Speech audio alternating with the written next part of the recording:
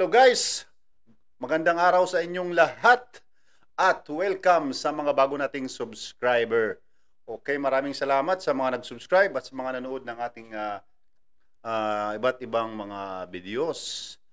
Okay, so ngayon po, ang gagawin natin ay mag-unbox po tayo ng isang wireless router na gagamitin po natin o pwedeng-pwede po nating magamit sa ating business or kahit sa ating personal use. Nakita po natin itong router na to sa iba't ibang mga contents dito sa YouTube at sa ibang mga Piso Wi-Fi business owners. So ako ay meron din akong sariling Piso Wi-Fi dito sa aking bahay at kahit papano ay kumikita naman ito at nakatutulong sa ating monthly bills ng ating internet. Okay, so sa mga gustong mag-business ng Piso Wi-Fi, abangan nyo po yung susunod nating mga contents dahil meron akong paparating na mga gamit upang makabuo tayo ng Piso Wi-Fi. Okay, so ipapakita rin natin yung aking isang maliit na sarili kong gawa na Piso Wi-Fi. At yun po yung gagawin nating build. Hindi naman po ako expert sa Piso Wi-Fi, but meron din akong ma-experience dito. So, yung ginagamit ko pong router sa aking Piso Wi-Fi is New Wi-Fi. So, marami na rin akong nag-experience. So, gagawa din tayo. So, gagawa din tayo ng mga videos about sa New Wi-Fi, kung paano po ito nagamit at magagamit nyo rin. So, ngayon ay susubukan natin itong aking bagong nabiling router. Ito ay Comfast CF-N5. So, dalawa yung lumabas dito ay merong N1 saka yung N5. Yung N1 is hindi pa ako nakabili. Parang single band lang siya. No? Siya lang yung kanyang Wi-Fi. Yun ang pagkakalam ko. Dito sa Comfast CF-N5 is dual band po ito siya. Meron pong 2.4 GHz at saka 5 GHz. So, i-check natin, i-check natin kung tama ba yung pagkakaalam ko. Okay, so sa mga meron ng alam sa CF-N5 Comfast, i-comment nyo lang dito sa ating video sa baba. Okay, so ano nga ba yung mga capabilities nitong ating Comfast? Susubukan natin, lalong-lalo na yung bilan. Okay, so nabili natin yung ating Comfast CF-N5 sa Shopee kay Sir Albert Pangilinan. So, check natin kung talagang effective yung kanyang ginawang custom firmware. So, yung firmware po nito, kagaya po ng ginagamit ko sa aking New Wi-Fi, ay gumagamit ako ng OpenWRT. Okay, so parang pinalitan ko yung New Wi-Fi. So, ang kagandahan ng New Wi-Fi is pwede siyang lagyan ng iba't ibang firmware. So, katulad din nitong Comfast, pwede rin daw itong lagyan ng iba't ibang firmware. So, ngayon masusubukan natin kung ano talaga itong ang kapabilidad ng ating bagong biling router na Comfast CF-N5. So mag-unbox na po na tayo at simulan na natin yung ating pagbubukas kung ano talaga yung laman ng ating package. Okay. So ito na po yung ating nabiling parcel galing sa Shopee. Nakuha natin ito sa halagang 2,105. So, kasama nito yung shipping. Okay, so unbox na natin yung ating Comfast CF-N5. So, saan po natin ito nabili? Kay Sir Albert Pangilinan. Okay, so meron naman kayong mabibili na walang mga custom firmware. So, gusto ko lang subukan ng custom firmware itong ating Comfast CF-N5. Okay, let's do this.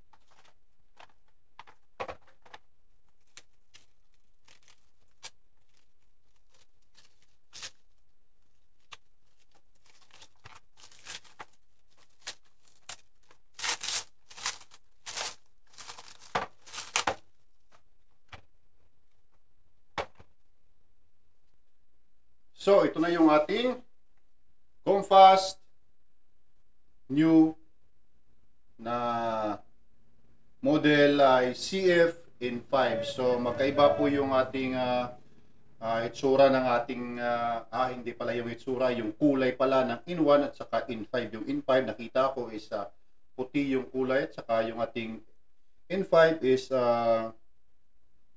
black.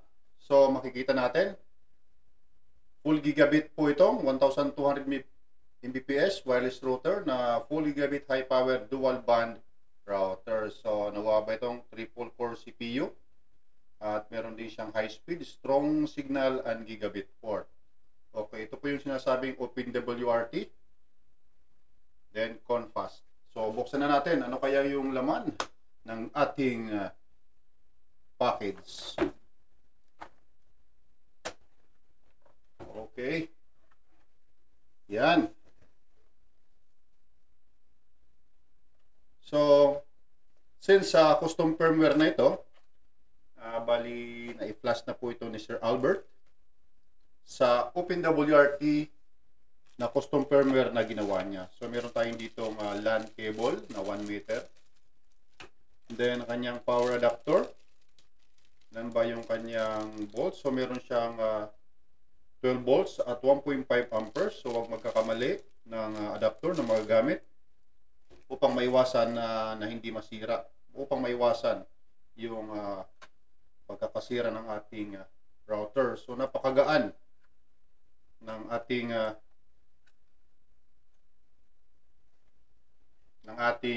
Comfast. Magaan lang siya, hindi siya masyadong mabigat.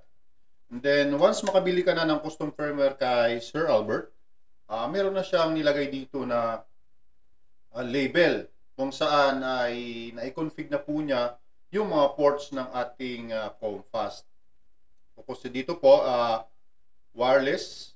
Dito yung ating LAN port para sa ating WAN from internet. Nandito yung ating mga LAN port. So, kagaya ng new Wi-Fi, baliktad din po siya.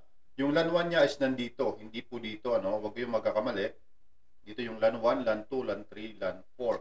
So, yung setup niya, nandito yung ating piso Wi-Fi. Dito nakalagay. Sa LAN 4. Then, yung kanyang EP, EP, EP. So, ganyan yung kanyang setup. Almost the same yung setup ko doon sa aking new Wi-Fi.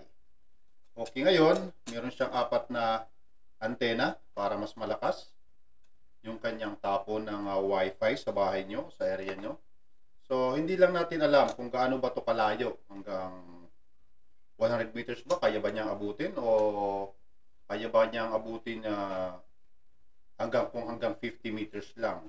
Or isa sa mga naging problema ng mga piso Wi-Fi business owners is yung bumibitaw yung 2.4 GHz. So, dito kaya sa Comfast N5 na ito, may experience kaya natin yung pagbitaw ng 2.4 GHz Wi-Fi or sa ating 5 GHz Wi-Fi. Okay, so ito na yung ating Comfast CF-N5 na router. And then, susubukan natin ito sa ating setup sa ating desktop or computer kung ano yung kanyang mga kapabilidad sa kanyang setup dito sa kanyang config ni Sir Albert Pangilinan. Okay, tara na guys. Simulan na natin. Okay, so na-unbox na natin yung ating Comfast CF-N5. So ngayon ang gagawin natin is susubukan na natin kung gumagana itong ating nabiling router kay Sir Albert Pangilinan. So pag nakabili ka ng custom firmware, kagaya ng sinabi ko kanina, is meron na itong label. So kung bumili ka ng stock firmware o kaya ibang stock firmware, wala siyang label. So bumili tayo ng custom firmware na OpenWRT. So kanina, so dito sa ating one port, sa blue na kulay na LAN na port, is dito natin nilalagay yung ating ISP. So dito naman sa LAN 4, hindi dyan yung ating Bindo o piso Wi-Fi. So para ma-access natin yung kanyang firmware, ay dito tayo magko-connect muna sapagkat naka-config na itong tatlong port na ito sa LAN 1, LAN 2, and LAN 3 para sa kanyang access point. So gusto kong palitan yung kanyang piso Wi-Fi. Wi-Fi name is SSID nito. And then yung kanyang LAN 1 is papalitan ko ng Open LAN upang dito ko i-access na lang. Tuwing magtutroubleshoot ako ng aking Bindo, ay dito ako mag-access sa LAN 1. So hindi na to EP. Ang magiging EP LAN ko na lang dito is ditong LAN 2 at saka LAN 4. Okay, tara, buksan na natin itong ating Confast CF-in5. So dito sa aking LAN 1, kakabit ko yung aking computer sa LAN 4. Then sa 1 port, dito ko ikakabit yung ating internet. Then kabit na natin yung ating power cord. Okay. So dapat nakasaksak yung inyong adapter sa inyong outlet, ano? Okay. So meron siyang isang ilaw lang na makikita natin.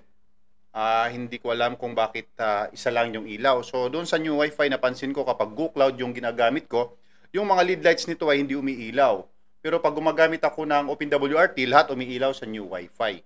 Dito, nakita ko, isang ilaw lang yung makikita dito sa ating LED lights, yung parang kanyang power LED lang, yung kanyang umiilaw. Pero yung kanyang internet, saka yung Wi-Fi, saka USB, wala siyang LED light. Maybe sa configuration lang to na i-off or minsan ganoon talaga. Okay. Natitake na kaya yung ating computer? Yung ating Confast upang ma-set up natin.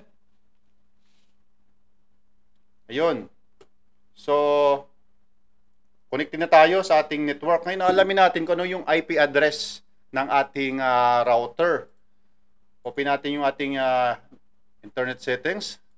Change adapter option. Ethernet, network 2, then status. Okay, so details, check natin. Okay. So ayan, makikita natin sa ating default gateway yung kanyang 192.168.20.1 na IP address. So dito natin bubuksan sa ating dashboard yung ating new Wi-Fi. Confast pala, hindi new Wi-Fi. Okay. So ayan, lalabas yung ating authorization required sa ating OpenWRT firmware. So meron ditong nakalagay na Albert Piso Wi-Fi. So yan yung gusto nating palitan sapagkat pag mag-check tayo ng Wi-Fi ay yung kanyang pangalan ang lalabas. So gusto ko yung aking Artbox Piso Wi-Fi ang gagamitin ko. So okay, yung password nito is hindi sa atin ibinigay. But for the sake of mga subscriber natin, simple lang naman yung password na nakuha ko dito. Pwede tayong gumamit ng admin. Subukan natin admin 123 or admin 12345. Okay, subukan natin admin. Ayaw pumasok ng ating password. Subukan natin admin 123. Ayaw din. Root kaya root. Okay, ayaw din. Let's try admin 12345. Boom! Ayun, huli ka. Okay. Refresh natin. Napasok na natin yung ating dashboard ng ating Piso Wi-Fi. So, yung kanyang DNS na ginamit dito is 1.1.1. Check natin. Yung SSID niya is Albert Piso Wi-Fi. Ito yung gusto nating palitan. Okay, so paano natin na ito gagawin? Kung wala ka pang experience sa OpenWRT is medyo mangangapa ka pa. Sundan niyo po yung ating gagawin dito. Pero kung meron ka ng alam sa Piso sa OpenWRT, sa pag-setup ng VLAN, ay pwedeng-pwede na ninyo itong agad magamit. But kung gusto niyo itong i-modify para sa inyong personal preferences, is pwede nyo gawin. Siyempre, kailangan natin palitan yung kanyang SSID para ma-fit natin doon sa ating Piso Wi-Fi business. Okay, so una natin gagawin is papalitan natin yung ating wireless. Okay, dito tayo sa network, then wireless. Okay, so makikita natin, meron ditong wireless overview, meron ditong radio 0 at saka radio 1. Ito pong radio 0, ito po yung kanyang 2.4 GHz. At itong radio 1 naman po, ito yung kanyang 5.0 GHz. 5.5 GHz na dito yung nakalagay. Okay, so edit natin yung ating piso Wi-Fi. Artbox piso Wi-Fi. Okay, so yung network niya is VLAN 22. As you can see, makikita nyo VLAN 22. Explain ko mamaya kung bakit naka VLAN 22 yan. Then dito naman sa 5G, edit load natin. Ang ginagawa ko dito is same lang yung ginagawa kong SSID upang automatic na lang na kukonect yung ating mga clients. Artbox piso Wi-Fi. Okay, save natin. Okay, then save and apply. So, tuwing magpapalit kayo ng settings, kailangan nyo itong i-click na save and apply. Okay, wireless. So, ngayon yan, mayroong labas dito, wireless is not associated. Ibig sabihin wala pang connected na. Okay, so check natin yung ating interface. Meron tayong LAN 1 at saka VLAN 22. So, yung VLAN ID is depende po sa ating piso Wi-Fi. So, kung ang piso pa yung gamit nyo, VLAN 22. So, merong VLAN 13 at iba pa na mga. So, alamin nyo po yung build ng inyong piso Wi-Fi. Okay, so medyo naalingatan ako dito sa pangalan ng Albert Piso Wi-Fi. Punta tayo sa System, Administration. Gusto ko tong palitan. Okay, wala dito. System.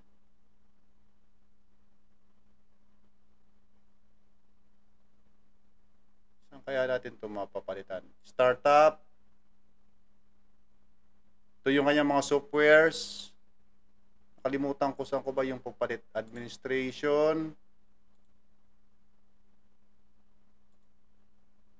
Gusto ko itong palitan.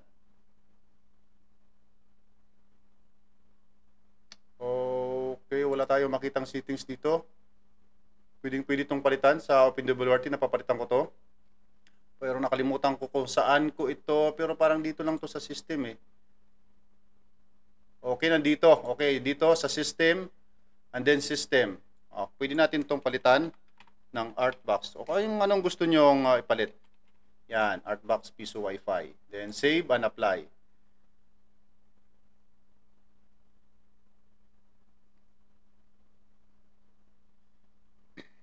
Okay, palitan dito ng ating time zone. Lagay natin dito is Asia, Manila. Asia, Manila. Nasaan ka na? Okay, ayan. Then save and apply. So, hindi ko lang alam kung meron niyang makakatulong yan dito sa ating setup. Network. Then sa ating SQM. Okay. 2.5 yung 22,000 yung kanyang inilagay. Dito po yung ating yung kakayahan ng ating internet kung gaano talaga kalaki yung ating bandwidth. Pwede nyo ito palitan, pwede nyo pong i-modify kung ano gusto nyo. Okay. So, ganyan yung kanyang setup. Hindi lang natin ipakita masyado kasi hindi naman niya kailangan.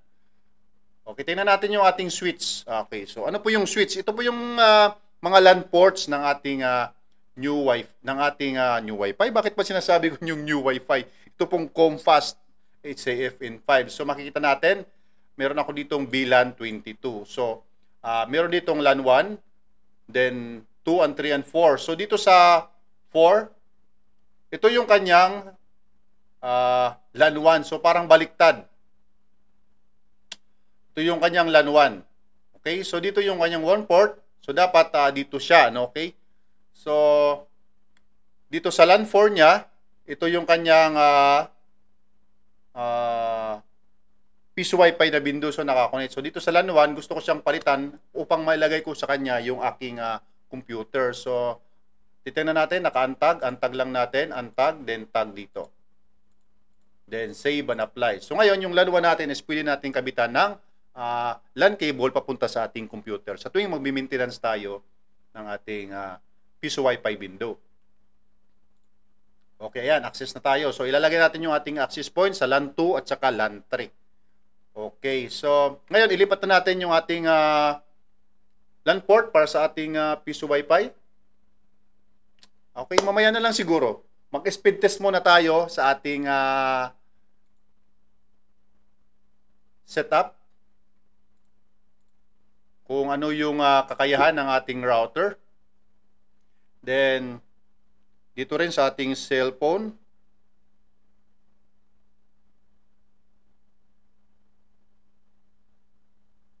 Tingnan natin. So, yan, meron ng lumabas na Artbox Piso Wi-Fi. Okay, 19 Mbps yung nakuha ko, almost 20. So, kasi itong parang maliit lang yung kanyang settings dito. Maabot ako nito ng 90-80 sa normal LAN ko lang. So, parang naka-bandwidth yata to. So, ayusin ko lang yung aking wireless sapagkat iba yung spelling na gusto ko. Piso. Yan. Gusto ko malaki yung piso at saka maliit yung Wi-Fi. Edit natin.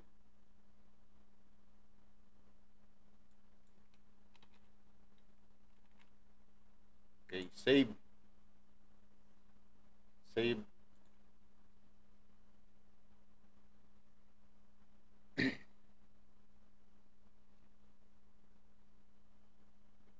Okay, so kung gusto mong magdagdag ng Wi-Fi as guest para sa router na to, pwede tayo ditong magdagdag add.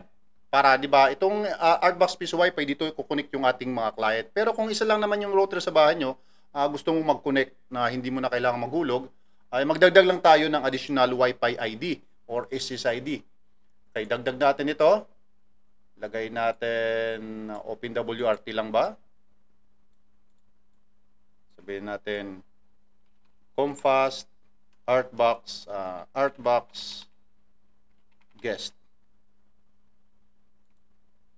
Okay. Kopya natin. Then yung ating network is LAN. Wireless, wag lang nating lagyan para mas madali nating ma-access. Yung kanyang TX power, isagad na natin. 20 MHz, channel 11. Okay, save. Ito po yung 2.4 GHz, ano? So magdagdag naman tayo sa 5 GHz.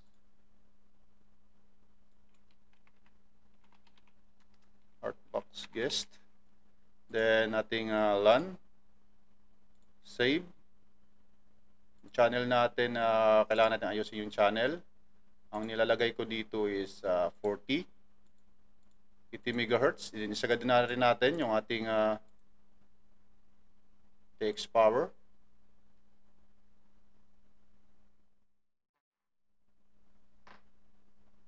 Okay, ayan. So ngayon, speed test ulit tayo.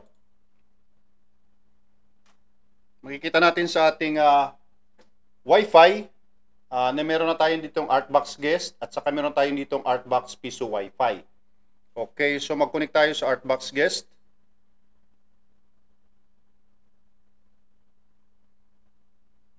Okay, ayan.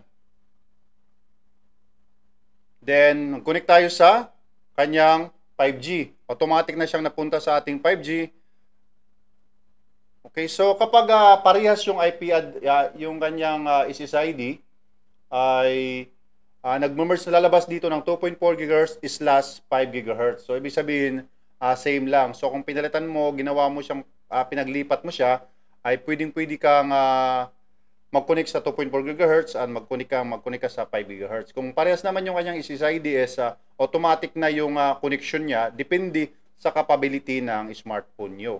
So mag-speed test tayo dito sa ating phone. So nakuha nating speed test sa ating desktop is 20 Mbps lamang. So parang may limit itong ating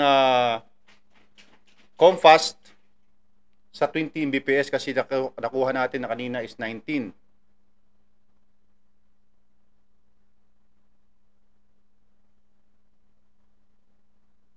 Okay, so 20 pa rin. 20 pa rin yung nakuha natin. 20.5. Sa 35. So, papakita ko sa inyo, ililipat ko yung aking ISP sa aking rekta sa aking computer sapagkat meron itong mas malaking bandwidth na nakukuha. Okay? So, ilipat lang muna natin upang makita natin yung kanyang difference.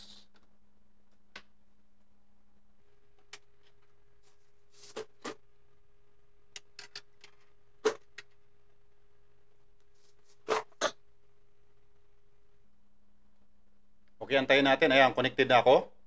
Ngayon, speed test tayo.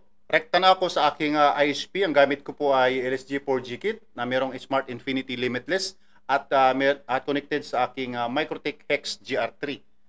Speed test tayo kung ganyan din yung nakukuha natin na 20 Mbps sapagkat napakababa po ng 20 Mbps. Ayan. Umabot ako ng 50 something. So, ibig sabihin, meron itong limit na ginawa na sit-up ng ating seller na si Albert Pangilinan, or maybe meron lang na tayong kailangan i-tweak dito upang makuha natin itong speed na 62 or something na mas malakas pa. Okay, mag-connect ako sa aking new Wi-Fi. Kung ganun din yung makukuha ko. So yung port para sa aking new Wi-Fi is na-set ko siya sa 20 Mbps lang din. And then check natin kung nasasagad ko rin yung kanyang speed test.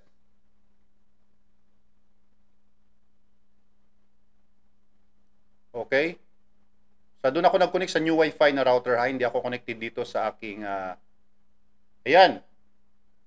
Okay, so mas malakas kasi naka-burst pero nakalimit lang siya sa 20 Mbps.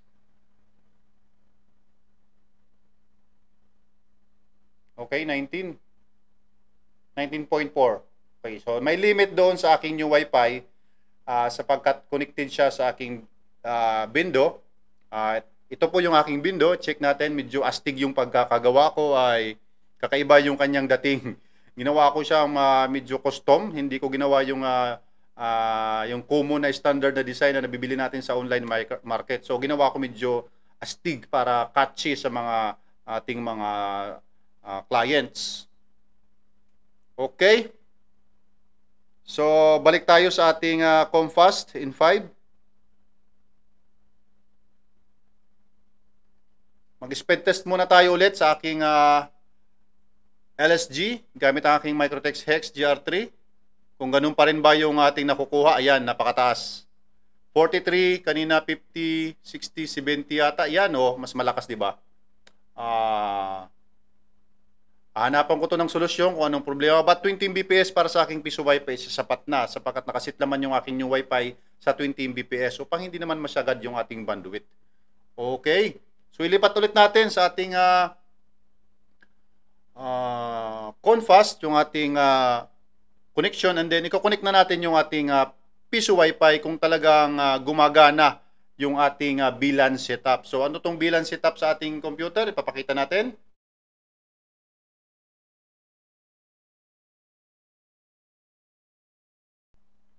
Kabit ulit natin yung ating internet sa ating Comfast. Then, ikabit natin yung ating LAN from computer sa ating LAN 1 kung gumagana. And then, ikabit na rin natin yung ating piso Wi-Fi. Okay, so LAN 1 yung ating desktop. LAN 4 naman yung ating piso Wi-Fi. Okay. So may internet na tayo. Mag-speed test muna tayo gamit yung ating Comfast N5. Okay. Kanina nakakuha tayo ng mas malaking bandwidth na speed test sa ating rectang connection.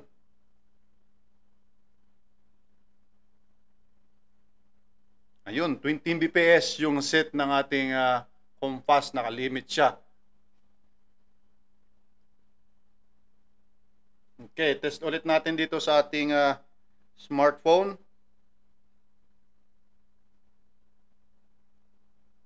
Kung parehas yung makukuha nating speed test. Okay.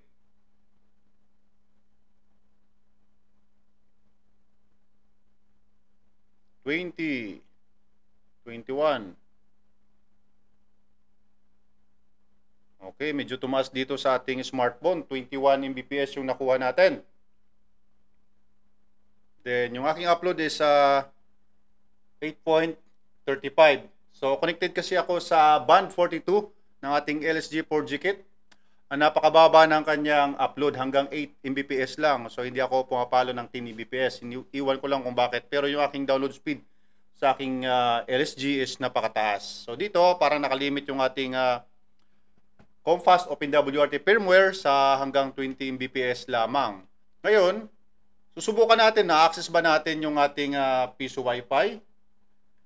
Ililipat natin yung ating LAN sa ating access point port. Okay, so para ma-access natin yung ating piso Wi-Fi window. So gumagamit ako ng piso Pi system. Ayun. Magre-redirect agad siya sa ating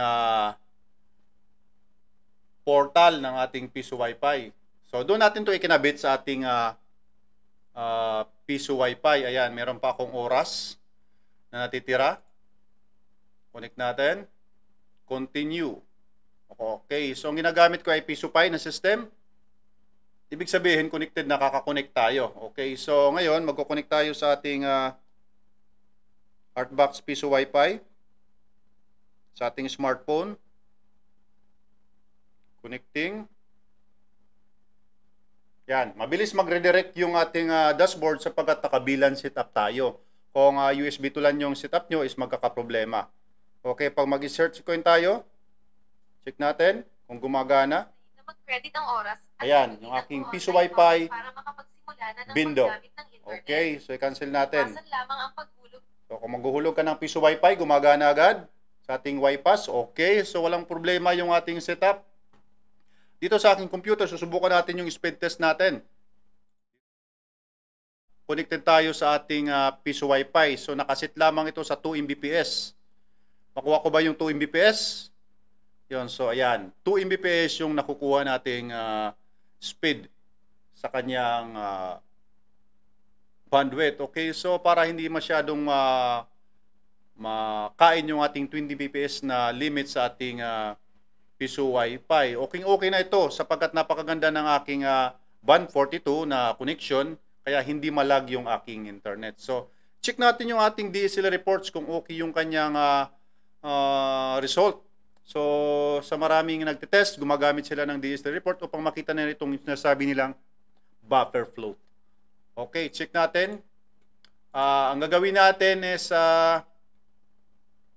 mag-test muna tayo gamit yung ating piso Wi-Fi na 2 Mbps.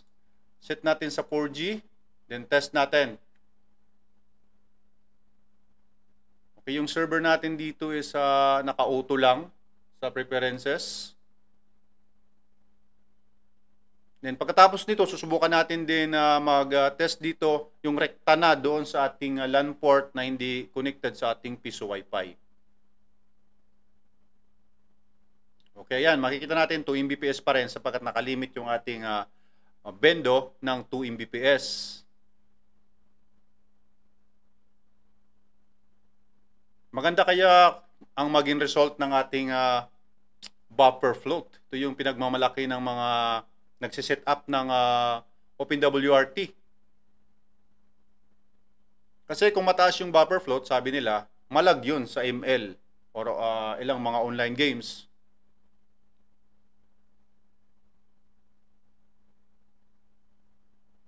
Okay.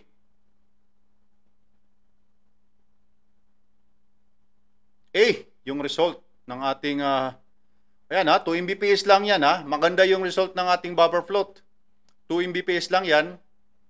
Then irerekta natin doon sa ating LAN port. Check natin kung ganun din ba yung result. Or mag-test pa tayo ng isa. Baka nagkamali lang itong website na ito. So kung A or A+, napakaganda nun para sa ating mga online gamers, so mga mobile gamers natin, napakaganda. Din itong Comfast, nakita ko kanina is meron itong ad block. So yun, ano ba yung ad block? Ito yung nagbablock. Pangalang block na block ng ating mga ads na lumalabas sa ating mga website kung sa tuwing magbabrowse tayo sa internet. Okay, 2 Mbps lang yan ha, 2 Mbps. So, hindi kailangan ng mas malaking bandwidth pag ganyan. Basta maganda yung buffer float na result. Okay. Plus 16 plus 31. Okay, so sa mga gustong bumili ng Comfast M5 na may custom firmware kay Sir Albert Pangilinan, check nyo lang po yung link sa baba upang maka-order kayo sa Shopee. O yan, bumaba yung ating result sa C. Then, ililipat na natin sa ating LAN port na hindi tayo connected sa Piso Wi-Fi. Okay, so okay, huwag kayong magkakamali. So, kung gusto nyo access yung Compass, doon kayo sa open port. Okay, sa LAN port na na-set up natin. Or kung hindi pa siya na-set up, doon nyo ilagay sa LAN port kung saan doon nyo dapat i-connect yung Piso Wi-Fi nyo. Okay? So, speed test ulit tayo dito sa ating rekta. Kung tama ba yung ating connection. LAN 4 na LAN 1 na tayo. Doon na tayo sa open port. Okay, 13. Same pa rin yung nakukuha nating speed test. Then, i-check natin mamaya sa ating DSL reports kung mas maganda rin ba yung ating magiging result. Okay, 20 Mbps pa rin.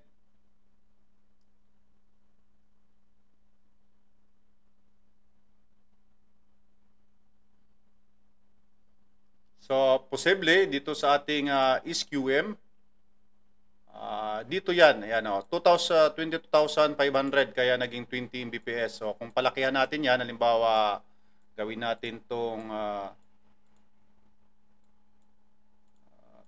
8,000, 85,000.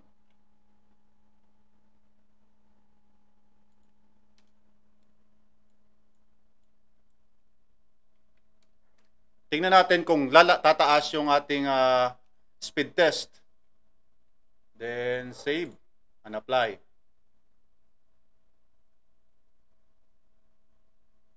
So, dito sa ating Compass, wala tong problema kahit taasan natin yung ating download speed saka upload speed. Sapagkat doon sa ating Piso Wi-Fi window, nakalimit naman yun doon ng 2 Mbps. So, mapapansin natin, hindi natin ma-access yung ating portal sapagkat nandito na tayo sa ating open port. So, kailangan kung gusto nyo ma-access yung portal sa inyong window, kaya mag-connect po tayo sa Wi-Fi ng SSID ng Artbox Piso Wi-Fi o kaya yung set yung Wi-Fi or mag-connect kayo dito sa AP port ng inyong Comfast. Okay, so mag-speed test ulit tayo. Tingnan natin kung nagkaroon siya ng pagbabago sa ating speed test. Ayun! Huli ka. Okay, so kung gusto nyo ayusin, gusto nyo lagyan ng limit, dito lang yan sa SQM. Settings. And then, makukuha natin yung mas malaki nating bandwidth. So, hayaan gusto ko siya mas mataas sapagkat kukunik tayo sa ating cellphone. Titingnan natin kung tama yung baka nagkamali lang yung phone natin. Ako yung speed test natin sa ating computer. Titingnan natin kung tama ba yung speed test na nakuha natin. Connect tayo sa ating ginawang Wi-Fi kanina. Sa Artbox guest na ginawa natin. Then mag-speed test ulit tayo. Tama ba yung result doon sa ating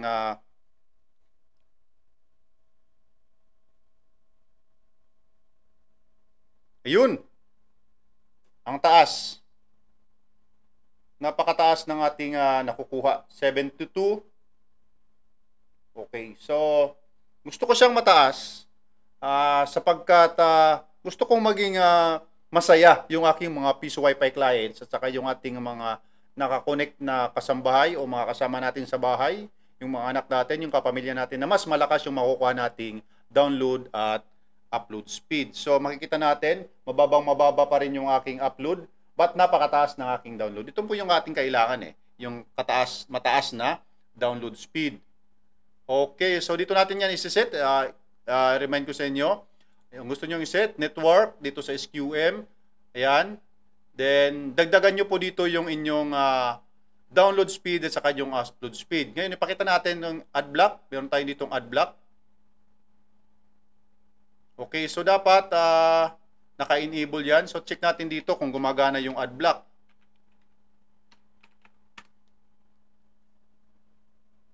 Okay, ayan, makikita natin, wala tayong makikitang mga ads sa gilid ng ating website. O, check natin naman yung ibang site, mga anime site.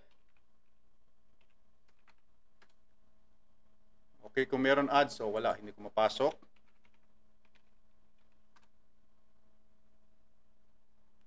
Ayun. So, walang ads, oh. Ang lupit. Ngayon, check natin sa ating DSL report. Nakarekta na tayo dito sa ating LAN port. Kung magiging mas maganda yung result. Then 4G. Yan. Antayin natin. Okay, so nasa inyo na kung gusto nyo isagad yung ngayong bandwidth sa configuration ng ating Confast. Kung gusto nyo lagyan ng limit, pwedeng-pwede. So, since itong aking Compass is ikukunin ko sa aking HGR3 na meron na doong bandwidth limit, ay hindi ko na to kailangan bawasan. Okay na to sa akin. So, depende na yun sa inyo kung gusto nyo i-reconfig. So, ang first naman na kailangan natin yung i-reconfig is yung kanyang Wi-Fi SSID. And then yung kanyang TX power, kung pwede nyo dagdagan para mas malayo yung kanyang tapon ng kanyang Wi-Fi. Okay yan, 31 Mbps yung nakuha natin sa ating download speed. Yung ating upload is talagang mababa sapagkat nasa band 42 tayo. Yung buffer float kaya, ano kayang magiging resulta nito? So, confirm naman, na-block yung ating mga ads sa ating mga site. Ayan, A+, yung ating nakukuha, hindi pala A+. Okay. So, mag-test ulit tayo kung tama yung nakuha natin for the last time. Okay, so once again, sa mga gustong bumili ng router na to, check nyo lang ulit yung link natin sa baba. And then, kung meron kayong mga maidadagdag na mga comments o mga idea about dito sa ating router, is i-comment nyo rin din po sa ating comment box sa baba. Ayun. Okay, sana maganda yung result ng ating second and the last test natin. Okay, 4 Mbps pa rin.